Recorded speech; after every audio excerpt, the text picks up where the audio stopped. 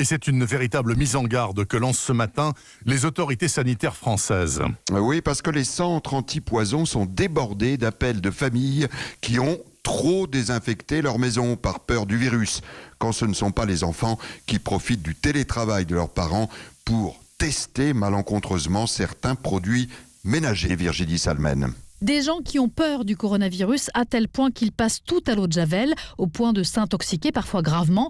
Magali Labadi, chef de service du centre anti-poison de Bordeaux, en a de plus en plus souvent au téléphone. Par exemple, ils vont passer toute la maison à l'eau de Javel, de préférence de l'eau de Javel concentrée, ce qui fait qu'ils ont des intoxications à l'eau de Javel, qui se manifestent par des troubles respiratoires, par des irritations oculaires. Alors ils toussent, certains font des crises d'asthme, et puis on a d'autres patients qui, eux, se décontaminent de manière excessive.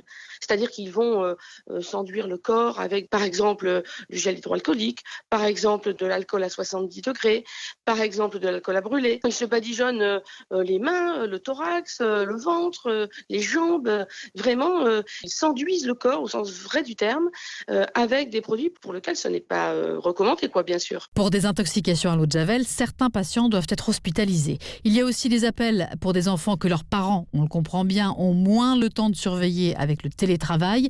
Des petits qui sucent la pastille désinfectante des toilettes ou qui boivent une gorgée de gel hydroalcoolique, puisqu'avec la pénurie, les flacons n'ont pas toujours de bouchon avec sécurité enfant. Et c'est une enquête signée Virginie Salmen. Pardonnez-moi François. Et si ça arrive chez vous, au lieu d'appeler le 15 en ce moment, le 15 qui est complètement saturé, cherchez plutôt sur Internet le numéro du centre anti-poison le plus proche.